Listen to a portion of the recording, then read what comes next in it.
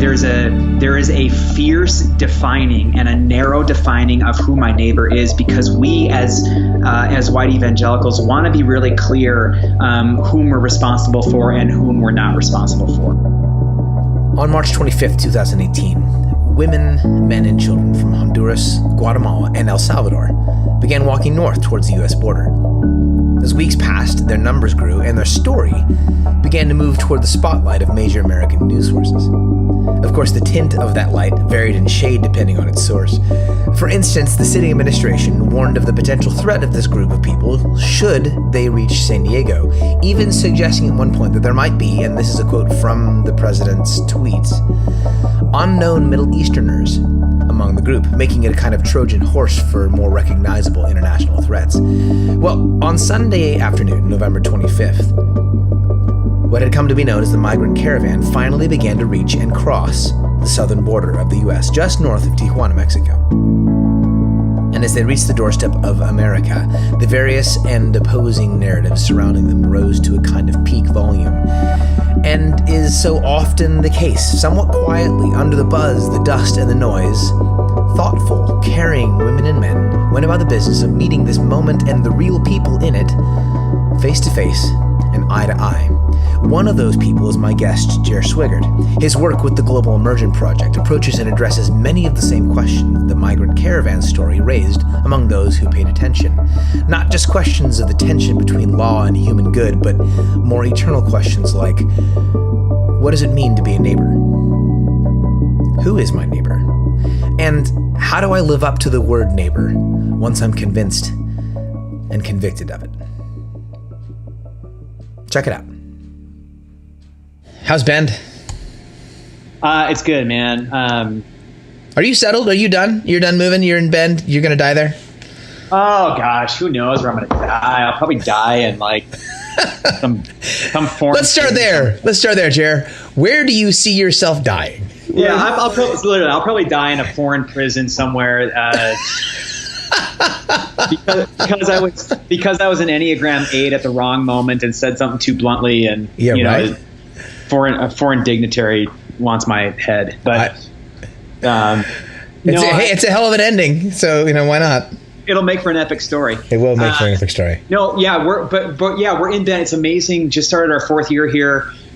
Which means that we've now been here long enough to feel like our life, the fruit of our life, is flavored by the soil here, and the relationships that we've created across the city, and are solid, and we found a lot of really fun, like-minded people and folks who aren't so like-minded, and right.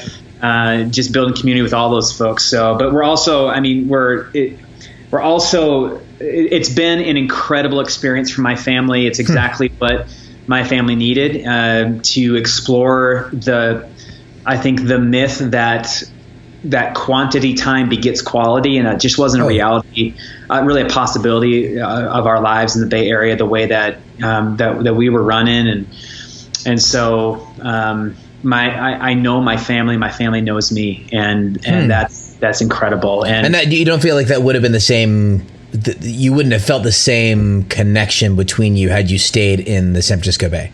Well, I think that just the bivocational reality of my and Jackie's world, and and then doing some of the work that I do as well. Like I'm on the road a fair amount, and then coming back home into like some of the frenetic, like necessary pace of the Bay Area probably wouldn't been so conducive for my soul, and then I think I would have shown up as a husband and as a dad.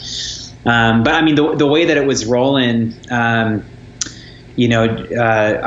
just think our kids were in car seats too often, and I think Jackie and I were tag team parenting too often, and I think we needed this kind of tweak to reset some stuff as a family. But then, beyond that, I find myself in Oregon now, which is obviously so different than California in almost all ways. And here in Bend, I find myself sitting around identity shaping conversations for this city, which is just I'm honored to be around those tables, but I'm also like, I'm stimulated by a place like Bend that's one of the fastest growing cities in the country, where identity is up for grabs, and how a cross-shaped perspective gets to be woven into those conversations, and and then I have been a part of some really incredible work happening with the migrant community here locally and statewide, and so it's just it's a dynamic moment to be in this city and in this state, and we're loving it so far. So does the nature of your work, I mean, like Bend is a peaceful place. I mean, that's one of the things that's true of Bend to some degree, is that it's a place where it seems like, because people go there to vacation, people go there to not do, people go to literally lays on the river for hours on end. Mm-hmm. Does that have some kind of like correlative relationship to your work, that so much of what you do has to do with conflict, and that living in Bend as opposed to living in a place like the East San Francisco Bay Area, like there's more of a relief of tension, like home feels more peaceful to you? I think yes. On the one hand, yes, and there are other things that Jackie and I, like the design of who we are. There's a renewal that happens for us in the mountains, rivers, and lakes that's different than a more cosmopolitan space. And so I think I think there's something that connects us with the creator and with each other in this environment a little bit differently. That's been really helpful. But it's always true that where, this is a high alpine destination location, and the veneer is pretty beautiful. But it's really easy to scratch your fingernail through the veneer and actually see the pain. What's been fascinating for me is I've been in a cosmopolitan space for so long that Bend is rural America, man. I mean, this is Central Oregon is rural. This is a Republican city. This is it's a Democratic state, but it's been historically a Republican city, and. We're completely surrounded by agriculture and kind of that rural reality. And when there's explosive growth like is happening in Bend, there are really two forms of migration coming here. One is the wealthier white folk who are coming up from San Francisco, Los Angeles, down from Seattle. And they're here because of quality of life and really show up as consumers. Most of their work is elsewhere, and so I resonate with this. I work virtually, and can easily be here to consume from what Bend is. And then the second migration, of course, is a brown migration, mostly in the form of Latinx folk who are coming here to build homes and to roof them and to landscape and this or that. And so you have those two migrations, and very, very few of us are migrating here to contribute. Most of us are migrating here to consume, and it's creating a unique to consume or escape. Mm-hmm. Yeah, to consume. Like, I want my cake and I want to eat it too. I want to live in a big, huge, beautiful home in a beautiful place. I want to work from my house and never really contribute to the infrastructure of this place. I don't have to. Right. And so that shapes the dynamics of this city in a really unique way. One of the implications of that is there's a poorer white community here in Bend that this used to be a sleepy logging city, yes, and as it did. Now they're completely outpriced. They can't afford to live here anymore. And so so you have an impacted community being the migrant community, the impoverished white community. We've got the highest per capita of homelessness in the country, believe it or not, based on size. So capita. The addiction in the veteran community is really significant here. There's resources, I think, which draws people. But right through, like, if you move beyond the lazy river of the Deschutes as it bends its way through the city, there are a lot of people that are really, really hyper desperate. And so for someone like me, it's really interesting to be in a place where the injustice isn't as overt as it is in a place like the Bay Area, where I feel like it's in front of you all the time. I mean, Monument Quarter is right there, in the East Bay. Whereas here, it'd be easy to miss it all. It'd be easy. It's more hidden. The dichotomy is maybe a touch newer because so much of what is peaceful, enjoyable, Disney-esque about Bend, which is why folks go to Bend for their 3 to 7 day vacations, is newer. Yeah, that's right. And it comes, people's 7-day vacation here comes at high cost. Comes at high cost to a lot of people who have lived here for a long time but can no longer afford to do so. So for you, your experience of making a home in a place like Bend, you're still, to some degree, this is a bit of a training you've done in you and in your work. You still recognize or experience home through the same filter. In other words, you recognize your home environment in the same way, you experience your home environment in the same way as you experience your general world. You don't shift a gear where you're back in Bend, which you call home now, and you flip off the filter, like out there is conflict, here is home.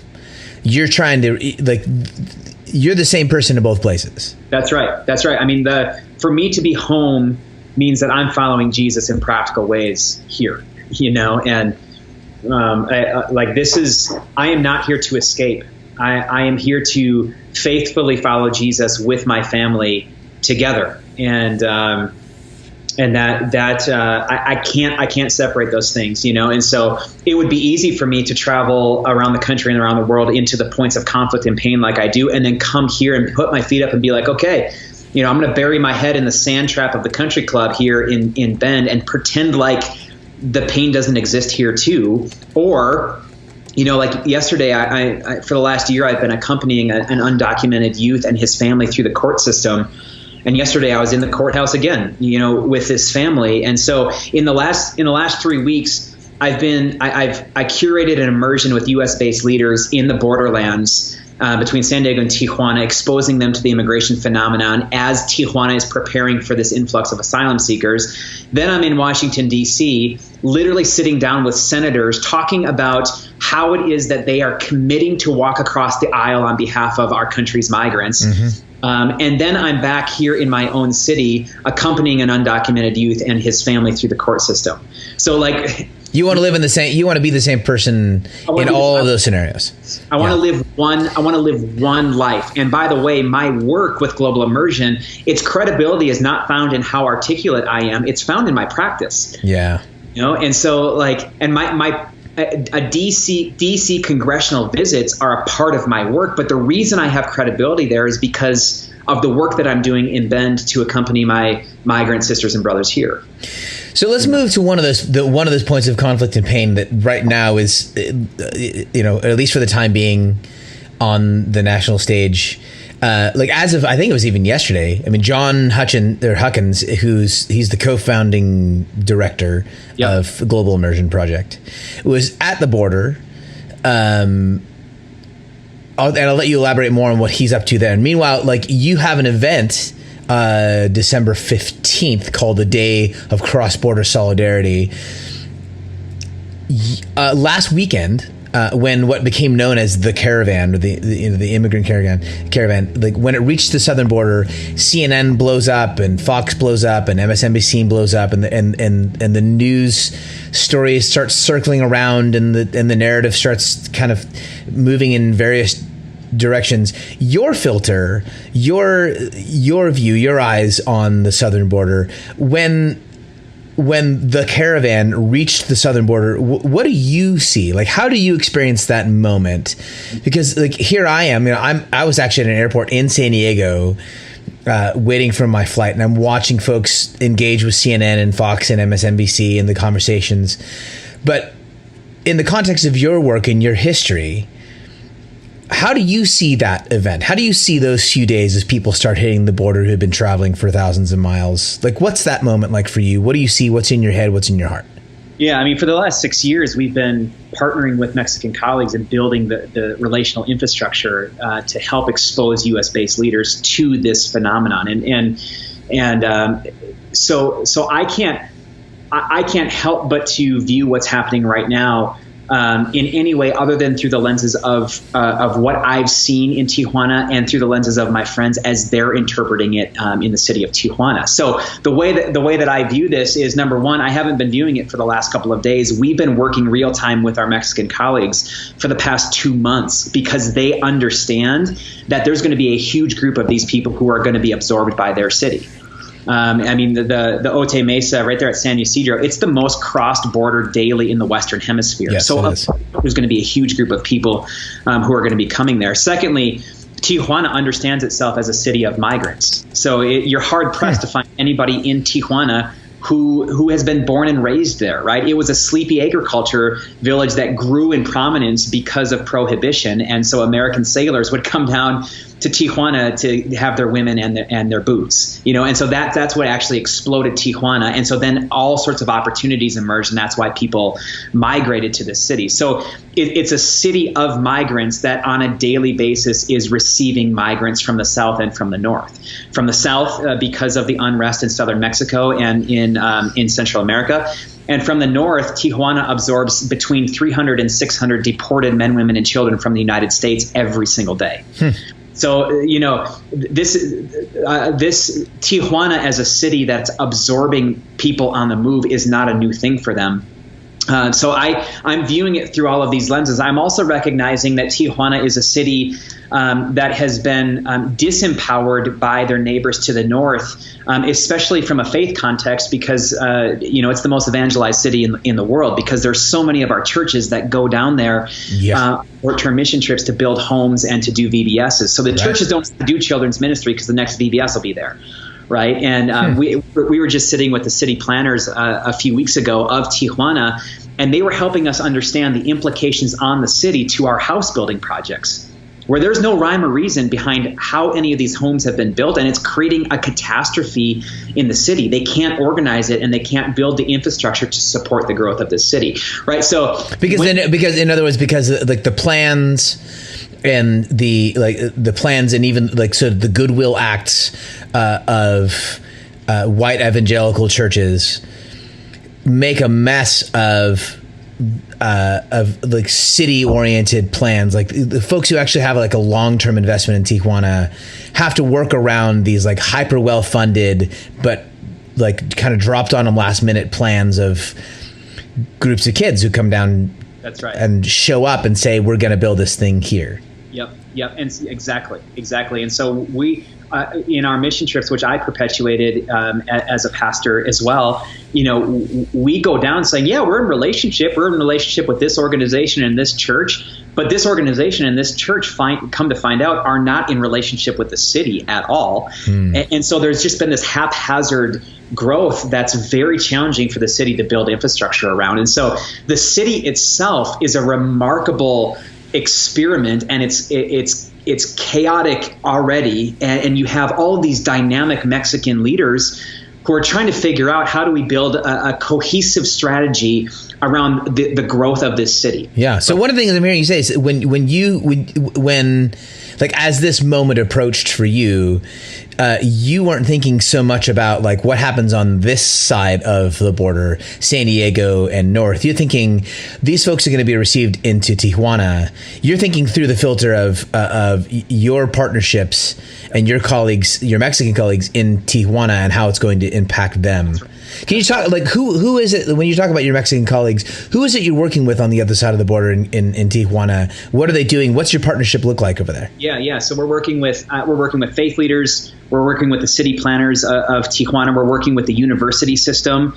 We're working with urban gardeners and urban farmers. We're working with the directors of migrant and deportee shelters. So we're working with an intersectional community of influencers in Tijuana, as partners in the work of training, right, and helping U.S. based leaders understand what it means to become everyday peacemakers, especially as it pertains to the migrants who live in our own neighborhoods, but also helping faith leaders understand the implications of our well-intentioned short-term missions in a city like Tijuana. Yeah. Right. So as over 6 years, as we've been doing this work, we've been building trust, and when trust happens, so does credibility, and then we get get introduced out to more and more people, more of the folks who are building a citywide strategy, who are doing the research on the implications of all these things, who are like Tijuana literally might be leading the world, a city leading the world in terms of how do you absorb people on the move, right? Because they're experiencing it on a daily basis. And so these are the people that are our partners. And you're right. When I'm watching the Migrant Caravan come north, I'm thinking to myself, the United States is not going to have to really deal with these folks. Tijuana is. And that's exactly what's happening right now. And so, long story at a medium length. As this was happening, and as we've been in relationship with them over the last couple of months, another couple of things have been going on. Number one, our Customs and Border Patrol system has begun to release people from the detention centers just north of the border to create space for these asylum seekers who are coming up from Honduras. And so that means that on a daily basis, up to between 50 and 250 people a day are being released with anklets, with the computerized anklets, into the city of Tijuana. So now that creates the majority of the global immersion team is in San Diego, and we're a part of a massive network, a borderland network, because San Diego and Tijuana are one gigantic city. Yes, they are.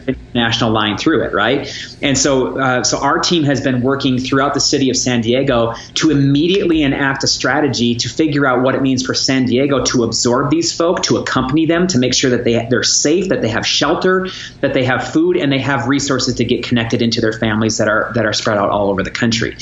So that's happening. Also, we have our government talking about these Honduran asylum seekers as dangerous invaders, rather than the traumatized families that they really are. I was just down there last Wednesday, sitting right at the border where they're waiting to get in line to be able to present their asylum case. And I will tell you that of all the asylum seekers that I've met over the past 5 years, without exception, they have a story of such horrifying trauma, the likes of which I can't even fathom, to be honest.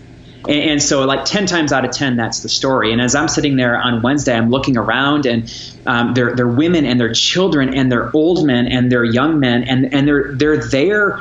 They're there because they believe that if they cross the border, they can present a case for asylum and at least get themselves in the space of hospitality. They can get away from the violence that they've been fleeing for the last 2,800 miles. And so our government is painting the picture of these as dangerous invaders when they're women and children and young men and old men who are fleeing violence. And so our response from a national point of view is to militarize our border by sending troops down there with guns and gas canisters at $120 million price tag. Yes. Right? So I'm watching all of this happen, and at the same time, we're listening to our colleagues in Mexico say, now is the time to trust the strength of our relationship. We're building real-time strategy, and we're going to be inviting you guys into it. We're going to need you to respond to our invitations. So what do you say to the folks who, there was the picture, and I wish I had actually the name of the photographer on hand, but there was the picture of this woman with her children that floated around the internet. I saw it. I posted it as well. Like here are the folks. The one, and we'll get to this later on. We'll talk about like the sides of stories. Like the one narrative, the one side of the story is like here are the people. These are the people who just hit the border. These are the people we're calling dangerous. It's this mother and her children. And then the pushback is, well, no, that's actually just the piece of the story that we're being told by folks who aren't paying attention. But really, there are thousands of military-aged men who are on their way up through, and that's the real threat. And that left-leaning, blind, media-oriented Americans are going to pay attention to this woman and her kids, but really they're the rock-throwing 24 to 30-year-olds behind her, and that's the real problem. Like, what do you have to say to that moment there, or to that kind of conflict?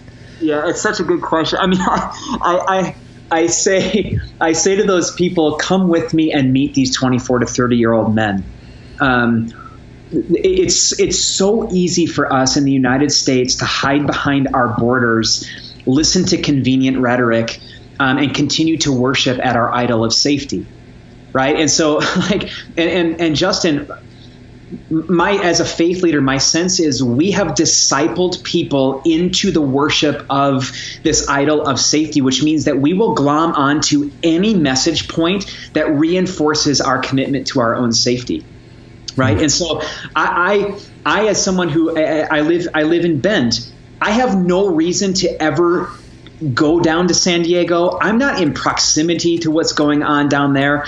And so it's easy for me to listen to the talking point. And if I worship at the idol of safety, go, yeah, these people, they must be dangerous, or they threw some stones. And as a nonviolent practitioner, I don't necessarily condone the throwing of stones, but the throwing of stones, when you actually understand the geography of what's actually happening at the border and the three levels of walls that are right there, a stone being thrown and then it being responded to with the launching of gas canisters, which actually are lethal if they hit somebody in their head, right? I mean, it's easy for us to follow the rhetoric and the talking points of all of our media sources and go, yeah, if they're of military age, they must be here to crush us, right? That's just simply not true. Not to mention, there's not a chance, and this is unfortunate, there's not a chance that these people are going to receive asylum. It's just the last time there was a caravan that came into Tijuana, there were 250 of them. 3 were granted asylum. 3. Wow. So when was that? What's that? When was that? That was this spring. So when the last big caravan, hype was all going on, March through May, 250 made it to Tijuana, 3 were granted asylum, and all of them had virtually the same story. And so, like, we're changing policy real time through executive orders and in other ways to further decrease the ability for someone to tell a viable story that would grant them asylum in our country. So we've taken away gang violence and domestic abuse as viable stories. So if that's why you're fleeing, not to mention, like, these people are fleeing the cartels, which is fueling gang violence and domestic violence and so on and so forth in Central America. Like, sorry that happened to you and that you traveled 2,800 miles to get here, but you don't qualify, right? So because before you get here, we already have decided. Yes. Not just on the basis of your story, but by policy. Like, as a policy, we've decided we don't actually believe your story. So regardless of the truth or non-truth or untruth of your story, we've decided we don't believe your story before you arrive. Because these are the things and that's a matter of policy, not a matter of conversation and engagement. Right. And international law says that when someone seeks asylum, they're to be hosted in the country that they're seeking asylum in. And so not only have we decreased the opportunity or the talking points or the reasons for seeking asylum, now we're saying we're not going to host these asylum seekers. So we're going to defy international law and say, no, Tijuana, you need to absorb them. You need to host them while they wait in line for the next 3 weeks to 3 months to even present their asylum case, which will mean nothing to those who are listening to it. Which brings me back to your focus as the Global Immersion Project on Tijuana instead of just on San Diego. That U.S. foreign policy or U.S. policy towards immigration was something of a secondary consideration, that you're thinking more so of, like, here's what's going to actually happen. This is what policy says that we're prepared for. Here's what's going to actually happen. Let's prepare for what's actually going to happen as opposed to what our policy is set up to deal with.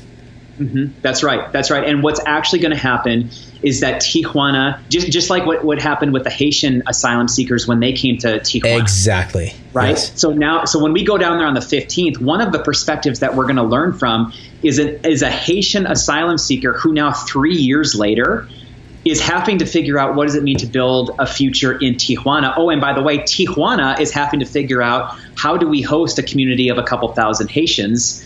And so what's actually going to happen is we're going to have 9,000 Honduran asylum seekers in Tijuana. For the most part, there's going to be a huge chunk of them who are going to have to be absorbed by the city. And so the question is, how do we serve our Mexican allies, our Tijuanan influencers, who are now having to do the hard work of accompanying these folk because our country is not going to let them come into, across the border. Right. So if we're going to change policy that Tijuana has to host them, what if we didn't invest $120 million in militarizing our border? What if we took that $120 million and put it in the hands of the Tijuanan organizers, who have to figure out right now how to deal with a sports complex built for 2,300 people that now houses over 5,000 people, and there are no bathrooms or toilet paper or soap or hot water or food, right?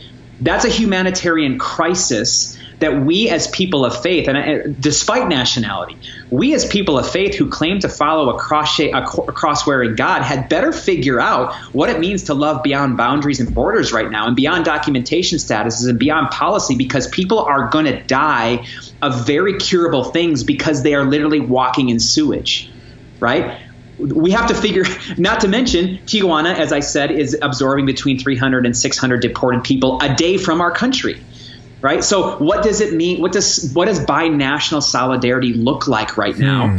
The only people that can help us understand what binational solidarity looks like are our Tijuanan friends, who are saying this is exactly where we need you. Because they're the folks who are actually dealing with it in real time with real people and real stories and actual bodies, versus looking at a situation either through the filter of a television screen or even through the filter of their television screen after, like, accommodating a particular political narrative that then sort of informs which television screen and what's going to be on the TV screen. That these are people who are dealing with who's actually there and what's actually going on, which is what the Global Immersion Project is trying to get to, is let's talk to the people in the place.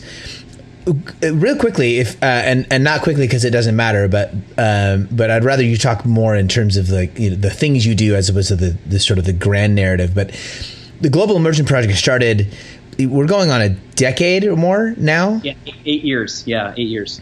And if you were to explain to someone, say, hey, so I saw a T-shirt, I saw a hat, the Global Immersion Project, I listened to this podcast, this came up. What is it you do? What is this thing called the Global Immersion Project? Yeah, put very bluntly, we're a peacemaking training organization that is connecting people of faith to the points of pain in the world in restorative ways.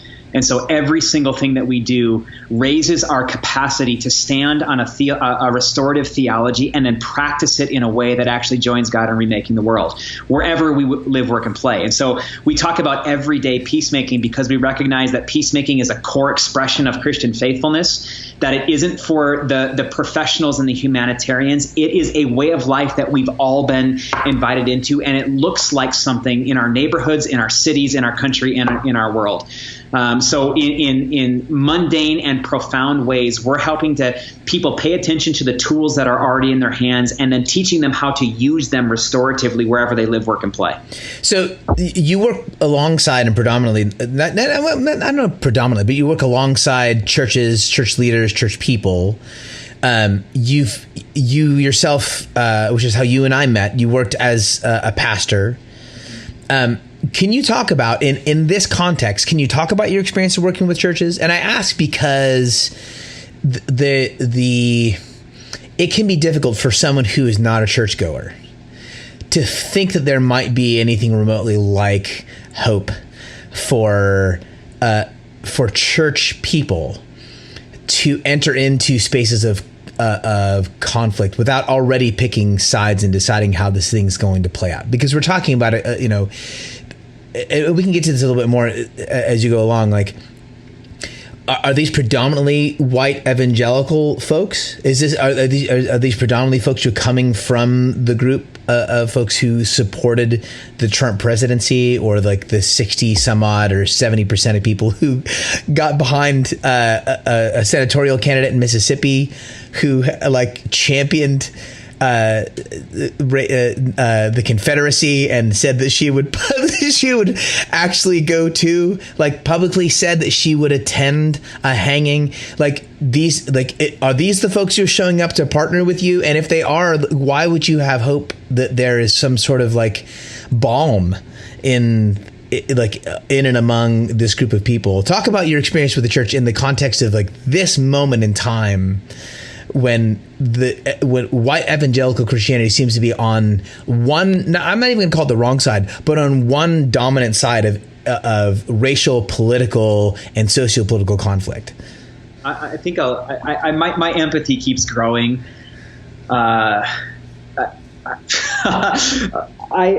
Here's what I would say. I would say that I would echo what I think we see, what we read and see consistently in the New Testament, and that by your fruit you will be identified, you will be known as a part of the Jesus movement, and when I see right now in American evangelicalism a lot of line drawing around this concept of neighbor that seems really similar to what we see happening in Luke chapter 10, right? And there is a fierce defining and a narrow defining of who my neighbor is, because we as white evangelicals want to be really clear whom we're responsible for and whom we're not responsible for. And that's good. And I think that right now in this particular moment, if we are responding with fear, if we are responding with judgment, or if we are responding with apathy and indifference to what's happening at the border, that's called fruit. And I think we need to sniff that fruit and wonder if it actually carries the aroma of Jesus or not. Sure. And so from my experience, the people who are we get to do a lot of work within evangelical spaces, and we're grateful for those invitations, because every time we're there, Justin, and every time we tell the story of a God whose mission is restoration, and of a Jesus who says, I am making all things new here and now, and help people understand that we are how Jesus is making all things new here and now. The lean-in factor in these conservative evangelical settings is remarkable. We love it's just so great.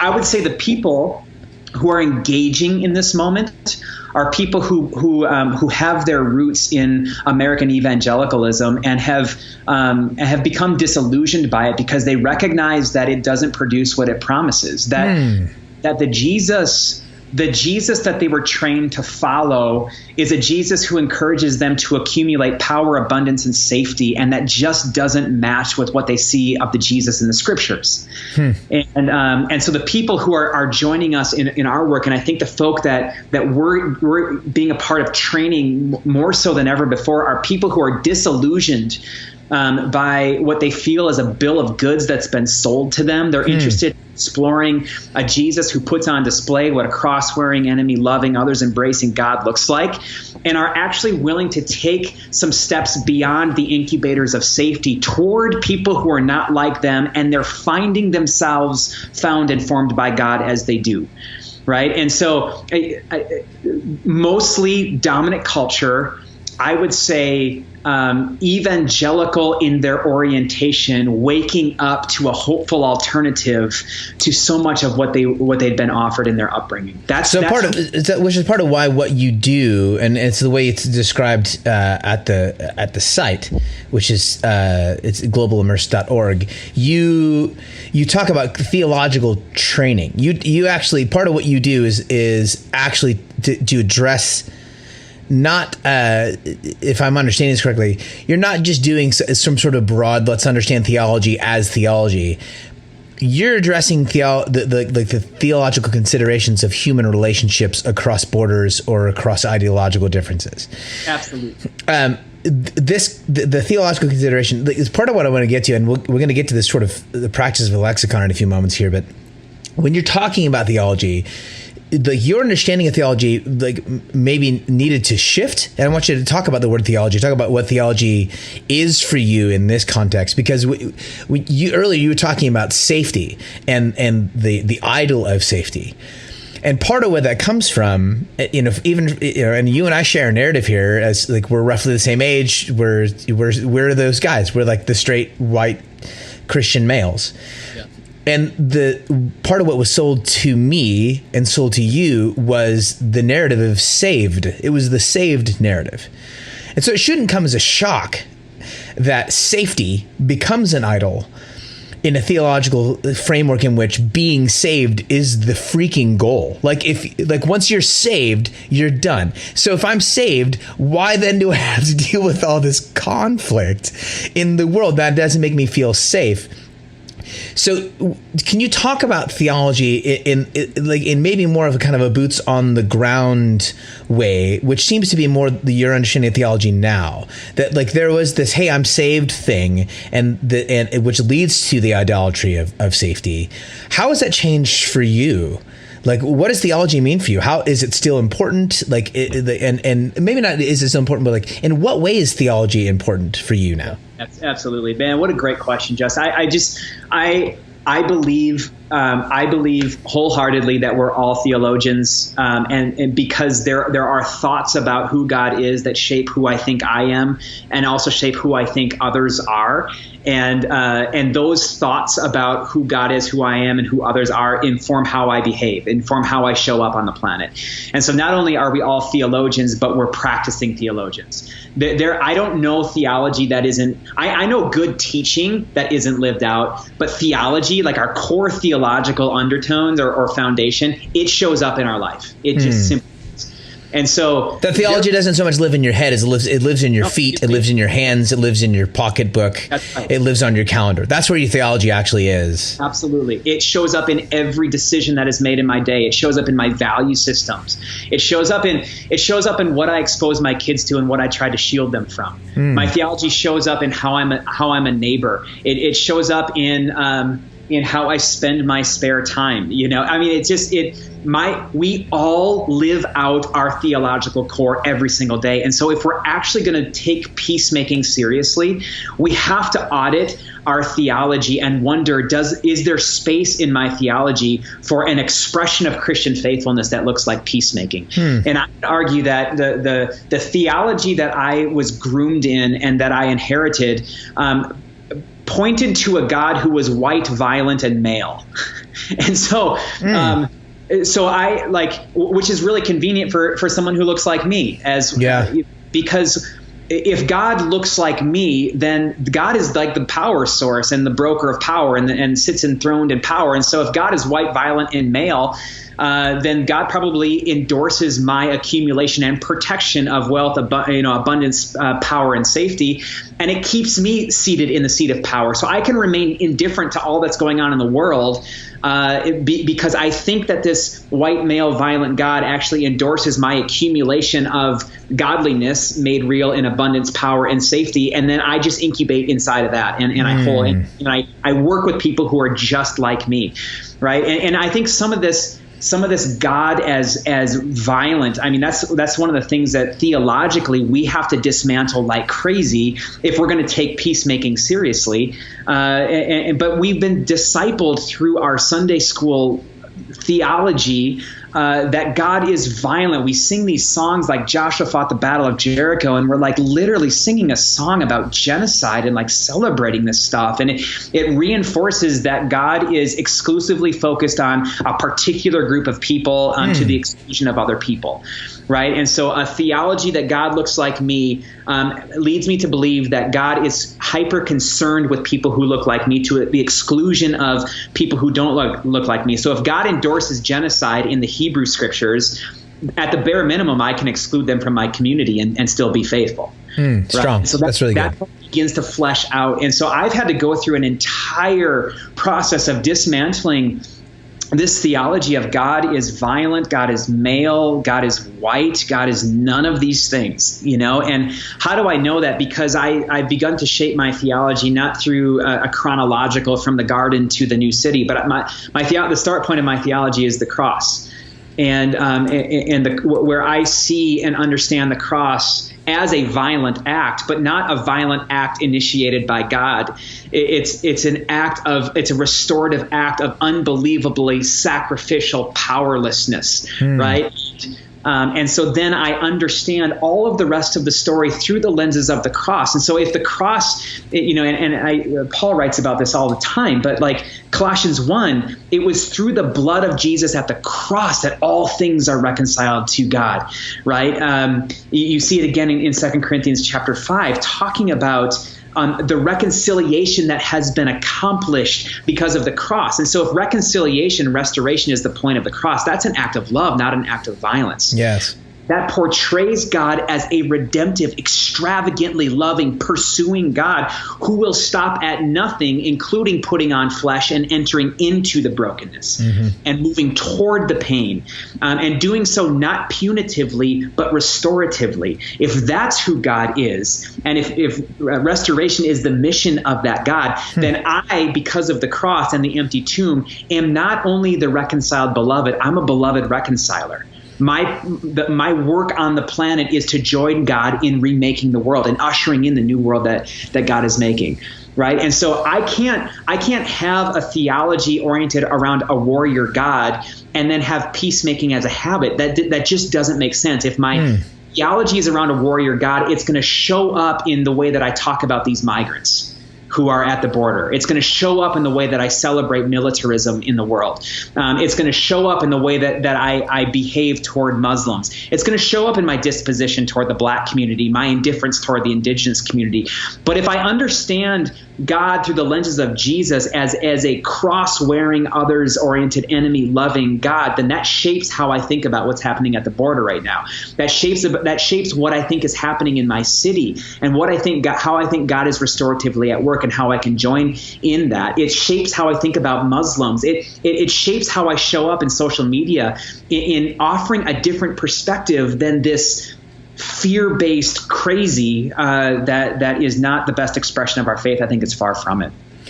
I want to wrap it up with it's a practice I do with a lot of our guests, this sort of practice of lexicon, that there are words that you use that are important or more central to your work that, like, I would recognize as a word, but will have a different shape, a different form that, as you know, previous guests will talk about. Jonathan Merritt talks about the dictionary isn't so much a collection of words as they are defined in the cosmos. It's actually a collection of words as they're used, that a word is actually fleshed out, that the definition of a word is fleshed out by use over time. And so what I'd love to do is throw a few words at you that'll come, they're part of your world, they're words that you use, and have you vamp on them. So I'll just put a word on the table. The first element of this, though, I want to set up a little bit, because it's actually not a word. It's a short collection of words that gets used as kind of like a word. It's sort of like a showstopper type word in conversation about conflict. And I'll set it up with this. I don't know if you know who Sarah Kendzior is, but she's this fantastic journalist who wrote a book called The View from. It's called, and I'll edit this out. It is Sarah Kendzior. I'm going to look it up right now. Do you know who? You know what I'm talking about when I talk about Sarah Kendzior? Man, she's fantastic. The View from a Flyover State, I think, is the name of the book. Okay. So what I want to do is I want to set it up with this quote from Sarah Kendzior, she's a journalist, and she's the author of a book called The View from Flyover Country. And she talks about like the need to understand like actual human story in moments of cultural crisis. And she starts writing this book again around the run up to the election of Donald Trump, and then shortly thereafter. And she says, this is from the book, she says, since the 2000 elections, pundits have been proclaiming that there are, quote, two Americas, red and blue. And then she says, this has never truly been the case. There are dozens of red Americas within extreme variations in demographics and values, and dozens of blue Americas as well. There are endless variations of, quote, America in St. Louis alone. Which leads me to this quote, and the sort of thing that gets floated around it's like a word that gets dropped in the middle of conversations about conflict and about socio-political difference. There are two sides to every story. This phrase, there are two sides to every story. It's a phrase that this is what I put on the table to say, let's stop talking about this because you have your perspective and I have mine. There are two sides to every story. Jared, are there two sides to every story? And even if that is the case, are they equal just because we have them? Talk about there are two sides to every story. Okay, yeah. I mean, I'll hit it brief. I mean, yes, I think there are two sides. I think there are multiple sides to every story. And and I think a core practice of a peacemaker is someone who can not only listen long to understand what the other side of the story is, but it can actually hold it in tension with my own side of the story. And so, yeah, I think there are multiple sides of the story. I'll place that next to the fact that I believe wholeheartedly that peacemakers are pro-human. We're pro-people, and we value people's perspectives and understand that they've been shaped in various ways through mentors and teaching and media and whatever it is. But if a perspective is unkind, if it's racist, if it's dehumanizing, I can hold that perspective and understand that that's shaped, that's shaping you. But I don't need to remain neutral in that. I don't need to sit and go, oh, okay, like that's your perspective, or that's your side of the story. If there's hatred, racism, bigotry, xenophobia, judgment, opinionated critique, then I actually need to I need to challenge that. I need to take that on. Now, I need to be open that stuff informs my perspective as well. But I think, yes, there are two sides to every story. But I don't think we just need to absorb it and then dance. I think we need to figure out what it means in a civil way to actually explore and critique. And for me, it means offering my own perspective or my own side of the story and allowing it to be critiqued as well. Talk about peace. When you say the word peace, what is it you're after? What do you mean when you say peace? Yeah, when I talk about peace, I'm talking about the holistic repair of severed relationships. Peace is not a big, huge theory. Peace is a relational reality.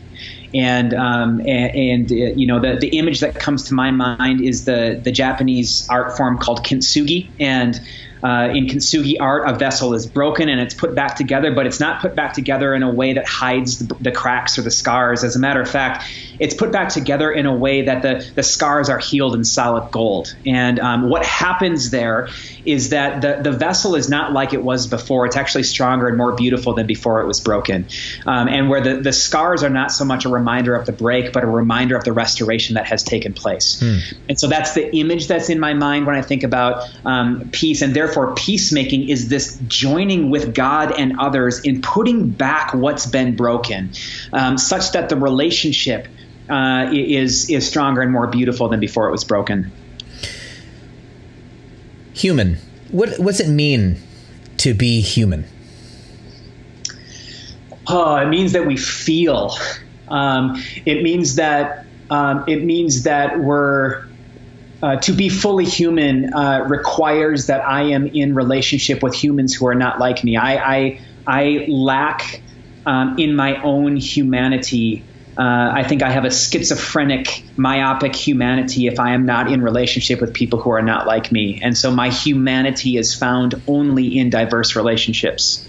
Which leads to this last one I'd like you to vamp on for a few minutes, and then we'll wrap things up. Talk about community. What's it mean to be in community? What is a community? Yeah, community, from my view, it's not an end. Community is a means to an end, and that end is a remade world, I think. And so, what my view on human relationships is that we've been put together to co-create with one another, not just to feel good side by side. And so,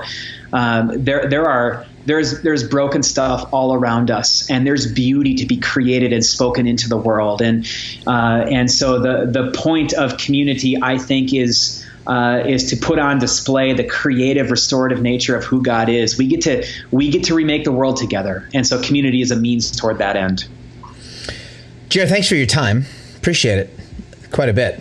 If someone wanted to, between now and, because I'm gonna get this up relatively soon, if someone wanted to actually engage with you on December 15th, what does that look like? Where do I go? How do we pull that off? Yeah, right. globalimmerse.org features the landing page and the registration for this event. It's going to be a one-day event that is going. We're literally going to hike supplies across the border together. We're going to sit and listen to perspectives from the Central American asylum seekers, Haitian asylum seekers, Tijuana influencers who are doing the work. We're going to be exposed to what's going on over there. Then we're going to join in this posada, which is a Catholic Mexican liturgy that really commemorates the journey of the Holy Family as they sought refuge and were continuously denied it. And that's going to be a bi-national event happening on both sides of the border simultaneously. Share a bunch of tables and a big, huge meal with these asylum seekers, and then we'll do some direct service and then some strategy building for solidarity from afar. So it's going to be a remarkable day on invitation by our Mexican colleagues, and we urge you to show up. Right now, we've got nearly 100 people from 23 different states who are coming to be a part of that day. So globalimmerse.org, the link will be involved in whatever follow-up happens here, and spots are limited, so get in it quick. Fantastic. Jared, seriously, thanks for your time. Yeah, my pleasure. Thanks, Justin. And thank you for listening to this episode of the At Sea podcast. Once again, if you'd like to follow up with JARE, the Global Immersion Project, or anything they're up to, you can go to globalimmerse.org, including information about the December 15th Day of Cross-Border Solidarity. If you'd like to support the work of this podcast, you can visit us at patreon.com/Justin McRoberts, or just go to patreon.com, patreon.com, and search my name, Justin McRoberts. We'd love to have you on the team. Until next time.